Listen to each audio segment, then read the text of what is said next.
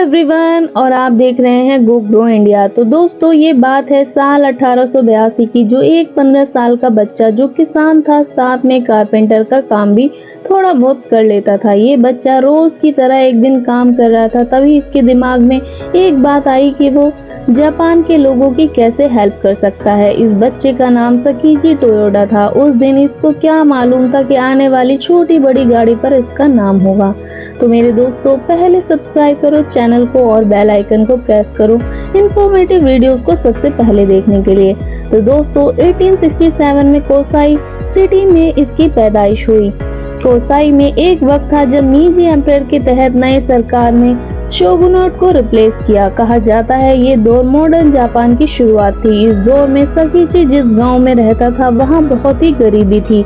सकीजी Toyoda किसान भी था और कारपेंटर का काम भी करके लोगों की हेल्प करता था। कारपेंटरी के काम में उसका बहुत तेज दिमाग था। यही वजह थी कि गांव में सब लोग इस पर बहुत भरोसा करते थे। गांव में लोगों की मदद तो करता था, लेकिन इससे वो इतना खुश नहीं था। सकीजी चाहता था कि वो गांव के लिए बल्कि पूरे जापान के लिए कुछ बड़ा करे। जब कारपेंटरी का काम नहीं होता था तब वो अखबार या मैगजीन को बहुत इंटरेस्ट से पढ़ता था। सकीजी को जहाँ कहीं से भी कुछ मालूम होता था वो उसके बारे में गहराई से जानने की कोशिश करता था, लेकिन इसके बाद भी वो नहीं जान पा रहा था वो अपने देश के लोगों की कैसे हेल्प करे। सकीजी ने 1885 में 18 साल की उम्र में पेटेंट एक्ट के बारे में सुना। इसे उसने गहरे तौर पर स्टडी किया और जल्द ही उसे ये मालूम हो गया कि उसने अपना सही रास्ता ढूंढ लिया है। और वो रोज शाम को अपने जितने उम्र के लड़कों का ग्रुप बनाकर उनके साथ सब मशीनों पर रिसर्च करता। उस वक्त उन्होंने फैसला किया कि वो अपने माइंड का यूज करेंगे और नई चीज बनाने के लिए पूरी कोशिश करेंगे। सकीजी कुछ भी इन्वेंशन करने के बारे में सोचता था उसके लिए मशीनरी की जरूरत होती थी और मशीन स्टीम से चलती थी और स्टीम पावर्ड मशीन के लिए भी कोयले की जरूरत पड़ती जो उस वक्त भी बहुत महंगा होता था। सकीजी सोचता बिना स्टीम के भी ये काम कर सके। सकीजी सोचता रहता था और अपने माइंड को यूज करके कुछ ना कुछ नया करता। और एक दिन आया उन्हें लोकल फार्म्स की फैमिली के हाथ से बने हुए लूम में इंटरेस्ट होने लगा। 1890 में सकीजी टोक्यो गए ताकि वहां पर थर्ड नेशनल मशीनरी की एक्सपोजिशन को देख सके। वहां पर जापानीज और ओवरसीज की मैन्युफैक्चरिंग की बहुत सी मशीन डिस्प्ले पर की गई।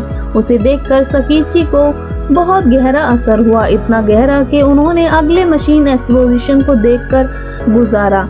इसकी वजह ये थी कि वो हर एक मशीन को अच्छे से देख सकें और उसके काम को समझ सकें। कुछ साल बाद ही सकीजी ने अपनी पहली कामयाबी हासिल की और अपना पहला इन्वेंशन किया। उसे टोयोडा वुडन हैंडलूम के नाम से जाना गया। तब उसकी उम्र 24 साल थी। इससे पहले भी एक लूम मार्केट में अवेलेबल था, मगर ये उसकी अकॉर्डिंग ज्यादा बेहतर था क्योंकि इसे सिर्फ एक हाथ से ऑपरेट करना था, दो के बजाय। इसने फैब्रिक की अनइवननेस को दूर किया जिससे क्वालिटी बेहतर हुई।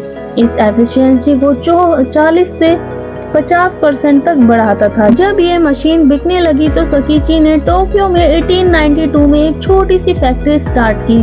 सकीजी का एक बेटा भी था जिसका नाम किचिरो टोयोडा था। इसकी पैदाइश 1894 में हुई थी। किचिरो भी अपने फादर के साथ इस फैक्ट्री में काम करता था। उस टाइम में कार थी पर बहुत कम थी, सिर्फ बहुत अमीर लोगों के पास होती थी। किचिरो को गाड़ियों में इंटरेस्ट होने लगा तो उसने अपने फादर को इस ख्याल के बारे में बताया, मगर सकीजी ने इनकार कर दिया क्योंकि सकीजी का ख्याल था कि इसमें रिस्क है। जैसे जैसे वक्त गुजरा गया और इनके लूम ने कामयाबी हासिल की।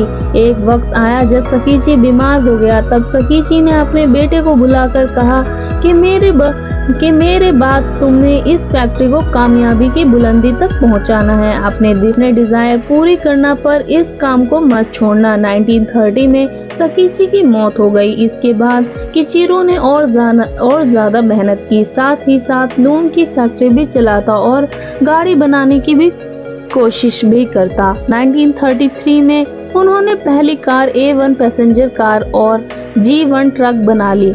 ये इनकी बहुत बड़ी कामयाबी थी जिसकी वजह से उनको ये मालूम हो गया कि हम गाड़ियां बना सकते हैं। उसके बाद उन्होंने अपनी गाड़ी का नाम भी चेंज किया जो टोयोडा से टोयोटा हो गया।